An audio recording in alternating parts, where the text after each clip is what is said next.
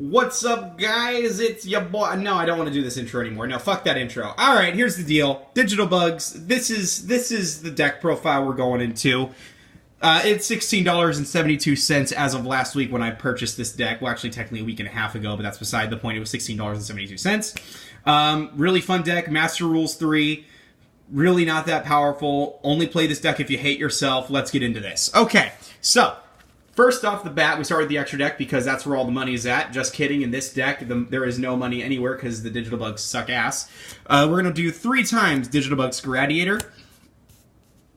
So, real talk though, when I say they suck ass, I mean they actually make my friends infuriate themselves to a boiling moment.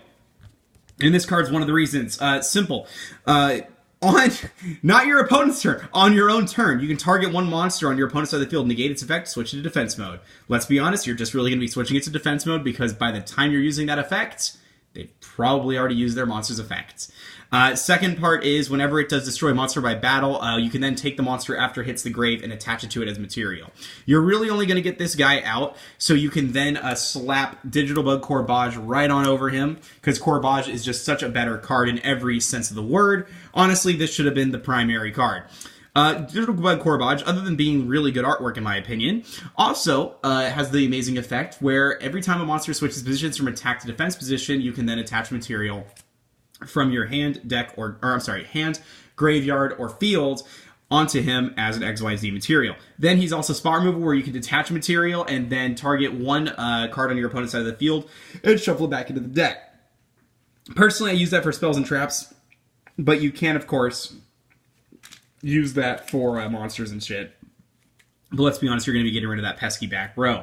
Next, the big boss monster of the deck that you'll probably summon that one time and then realize he was extremely subpar is going to be Digital Bug Rhino Bust. And the reason I say he's subpar is because he's honestly really annoying to get out. In order to summon these Digital Bugs, you need to detach 2 XZ materials in order to slap one over. So you're going to be spending a lot of turns just trying to accrue materials.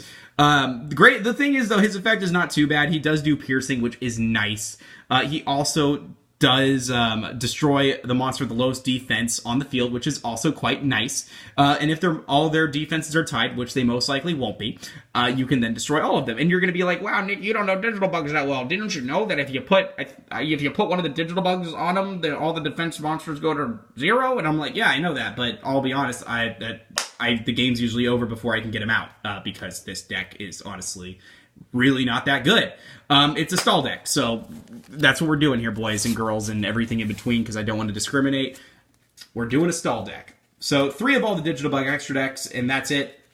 Very simple. Now to the main monsters, we're going to do 3 Digital Bug Ladybugs, well, LED bugs, but really good card. He's the searcher of the deck. There's really not much more to say about that. When he destroys a card by battle, you can draw...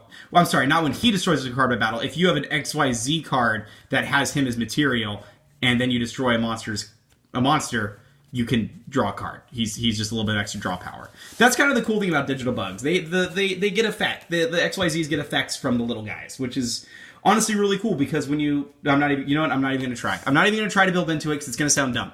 Next up is Digital Bug Web Solder, one of my more favorite artworks in the deck. He's really cool. He's the Goblinberg or the Marauding Captain of the deck. When he's summoned, you can then activate his effect once per turn, target himself or another Digital Bug on the field, switch it to defense mode, special summon a Digital Bug from your hand. Fun fact, Ladybug, when it switches to defense mode, it searches. So that, combo. Anyway. After that, we then do Digital Bug Centivit. And I know what you're thinking, like, wow, Nick, what does he do? We have a Searcher, we have a Hand Summoner. Do we have a Deck Summoner? Well, yes, we do. Oddly Nick-sounding voice. We have Digital Bug Centivit. Switch this card to defense mode. Hey, Web Solder can do that. And special summon 1 Digital Bug from your deck.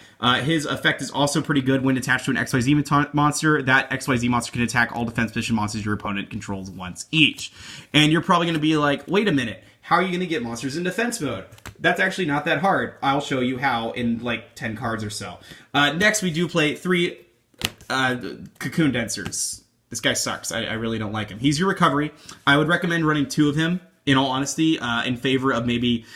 I don't even know what you would replace it with, because this deck is just so subpar. Maybe an Upstart Goblin, in all honesty. But it's a decent card. It's good recovery. You can target one card in the one digital bug in the graveyard, special summon it to the field, switch into defense mode. It's honestly pretty good. I just hate the artwork. It looks like a used condom with 2 lights coming out the end of the shaft. I really don't like it. Also, when this card is attached to an XYZ monster, that XYZ monster, the opponent cannot activate their cards and effects during damage step because it's now an ancient gear, apparently. Because it's, digital bug, ancient gears, or some shit like that. Anyway. Sorry, I have a lot of complaints about this deck, but I deep down, I really do love this deck. It's just, I'm trying to not be excited about it, because everyone will just be like, oh, he likes digital bugs. We shouldn't listen to him. He doesn't know what he's talking about. Actually, you should listen to me, because you know what I play next? I play 3 times Marsh Mac-fucking-Ron. That's right. This thing is not Marsh Malone. He's Marsh Macaron. And honestly, I only have this guy in here because I never ordered my playset of bottomlesses. So he's only in here because I had 3 of him lying around. I actually don't know the price on this guy. If he's at like $1 more, like for each, I would just recommend getting the 3 bottomless trap holes. But on that same note, he's really good because he does a little bit of deck thinning when he gets destroyed by battle. You special summon the 2 others from the deck, and then you can then special summon from the graveyard when they're destroyed as well. It is once per turn, but it is a really good stall card all in all, especially giving you the amount of time needed to go into your XYZ plays. So that's why I know my stuff. I use amazing broken cards like Marsh Macaron. And then last but not least, we do run our Kaiju, which is going to be Mother Spider. When your opponent has face-up defense position monsters on the field, you can then tribute those monsters on your opponent's field, special summon this to your opponent's side of the field, and then of course run him over with Scaradiator or Corbage or basically anything, because his defense will essentially be 0 by then. Really good spot removal. You do have to watch out with Mother Spider because I do want to point out, actually, Marsh Macaron is a fairy, whereas all the other cards in the deck are insect. And in order for Mother Spider's effect to go off, you need to make sure all your cards in your graveyard are insects. So that's very important. I actually misplayed in one of my matches, which led to me losing, because by that point it was beyond, it was a ruined game state, essentially. But yeah. If Marsh Macaron isn't drawn and you do a Mother Spider and all your cards in your graveyard are insects, it's a good combo. It's a lot of ifs, but it saved me a few times. Next, we do play another broken draw spell, 3 times Draw Muscle. Really good card, in all honesty, prevents your defense position monster from being destroyed by battle once per turn.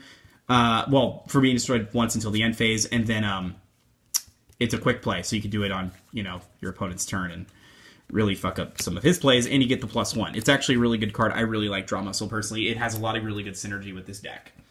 Then we run 2 level limit area Bs. As you probably noticed, we either play ranks or we play level 3s. It's a really good stun card. I only run 2 because, for some reason, the card shop I ordered it from decided, hey, you know what's also like level limit area B? Level limit area A. But that's not a B. I didn't order this. I ordered another one of that. Not that. Anyway, salt aside, I would recommend running it this 3 for 3 in all honesty. But it is a really good card at 2. It actually works really well at 2. I don't draw into it too much, but I draw into it enough to where it's a good stun. It's a good stun. I don't know. It's really simple. Such a simple card.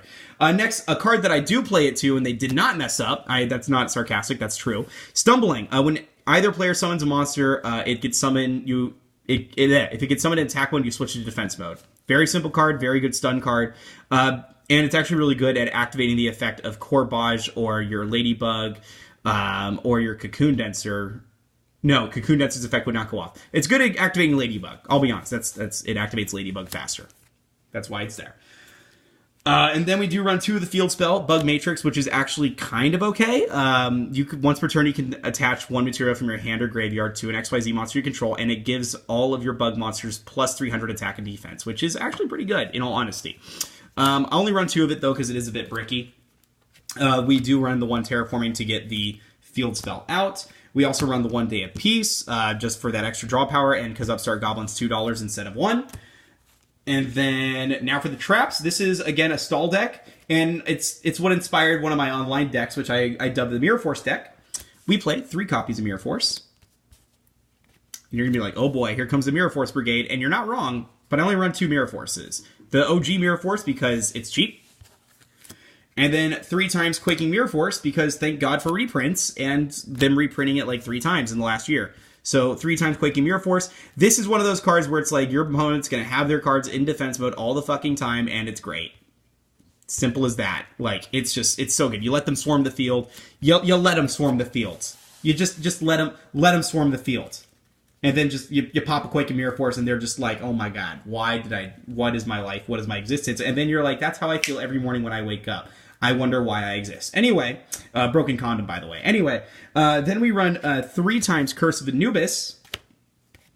This is like a weaker version of Quaking Mirror Force. Your opponent attacks, and then you switch those monsters to defense position, but their defense goes to 0. That works with Mr. Piercing. Just saying. That's, hey, combo. Anyway, 3 times Curse of Anubis, which is honestly pretty good. That was what then we do 2 Bug Emergencies. This is your revival, plus it actually does help you go into more XYZ plays. Really good card. It special summons 2 digital bugs from the graveyard. That's what you were wondering. And then last but not least, the spicy tech choice, because again, they didn't give me all my cards, but I found this lying around and I'm like, hey, this is a shiny card. 1 Scrap Iron Scarecrow. And honestly, I want to bump it up to 3 because it's just so good. And just everyone's face when they see Scrap Iron Scarecrow and they're just like, God diggity dang it. And it's like, yep, you got to wait for your Twin Twisters, boy. Anyway, guys, that was my digital bug deck. Just a reminder, this deck was a measly $16.27. Granted, that was without 4 cards being actually like in my order, which I seem to have either forgotten or they just forgot. But all in all, really good deck. I do really enjoy playing this deck. I know I'm kind of shitting on it a little bit. It's a very good deck, in all honesty. It's fun to play, it's easy to play. And honestly, if you have friends that you can't, not beat all the time in Yu-Gi-Oh! And you kind of have to hold yourself back, this is a really great deck to hold you back. Because it's a very weak deck. It's very easy to get over. All you need is, some MSTs and some very basic, a Dark Hole, a Lightning Vortex. Hell, a Fisher gets over this deck. Like, a lot of cards beat this deck. So if you really want... If you really want to show your friends you care about them and you love them and that you don't always want to win at Yu-Gi-Oh!, this is a really good, cheap deck to go. Also, you could use it to teach people. It's a fun deck. I really do enjoy it. Don't let my tiredness of my voice get to you. Anyway, guys, I'm going to wrap it up there. Again, $16.27 digital bugs. I know I've said that like 300 times now, but I hope you guys really enjoyed this video. I don't really care about any of that other shit. Yeah. Oh, and sorry I haven't posted in a while. But also I'm not sorry because money. Money doesn't grow on trees. I need to save up for things and pay bills. So, sorry guys, but not sorry at the same time. Stay sexy, everyone, and I'll see you probably never because I'll see you never. Bye.